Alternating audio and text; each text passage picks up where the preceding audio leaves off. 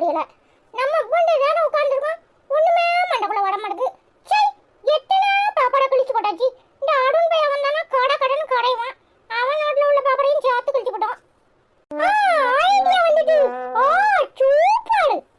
அம்மா அம்மா, நீ யாரு அம்மா? நீ எங்க அம்மா?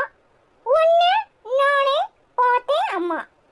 தேடி பார்த்தேன், உன்னை காணோம். ஆனா நீ எங்க அம்மா?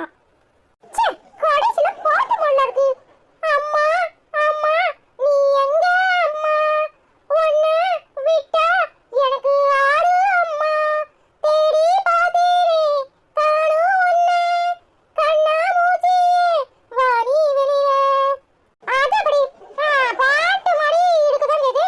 ஆனா நான் படிச்சது வேற, அவங்க படிச்சது வேற. ஒருவேளை நம்ம மண்டையில இருந்து தான் அவங்க காப்பி வச்சிருப்பாங்களோ? இருக்கும் இருக்கும், யாரை நம்ப முடியுது? முதல்ல இந்த யூடியூப் காரன்ட்ட சொல்லி இப்படி காப்பி அடிக்கிறோன்னு என்ன பண்ணணும்? காப்பி ரைட்னு நாம கிளைம் பண்ணிக்கணும். நம்ம பேரை அஸ்வின்னு போட்டு இனிமே இதெல்லாம் நம்ம பாட்டு, இதெல்லாம் நம்ம கவிதை அப்படின்னு போட்டு வச்சிடணும். அப்போ அவங்க போட்டாங்கன்னா அந்த காசெல்லாம் நமக்கு வந்துடும். டீச்சர் வேற அம்மா கவிதை எழுதுன்னு சொல்லிட்டு இந்த அம்மா எழுதுறத பார்த்து எவனோ பாட்டு படிச்சிட்டான். இப்ப நம்ம எப்படி கவிதை எழுதுறது?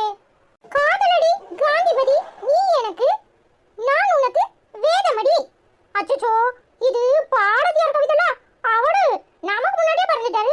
நம்ம தான் எழுதணும்னு சொன்னா ஒரு பையனும் நம்ப மாட்டான். ஏன் இந்த அசிங்க பையன் கூட நம்ப மாட்டான். இப்போ ஒன்னு ஞாபகம், ஆசைப்பட்ட எல்லாத்தையும் காசு இருந்தா வாங்கலாம்,